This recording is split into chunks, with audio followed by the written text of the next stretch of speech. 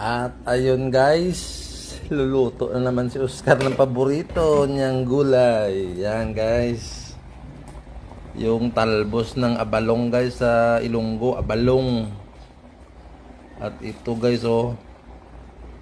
Yan, ang paborito ni Oscar. Hindi mawawala yan. Yung spaghetti ng buhay ni Oscar. Yung ugat ng gabi to guys, ugat. Yung tawag dun sa probinsya, takway. Yan oh.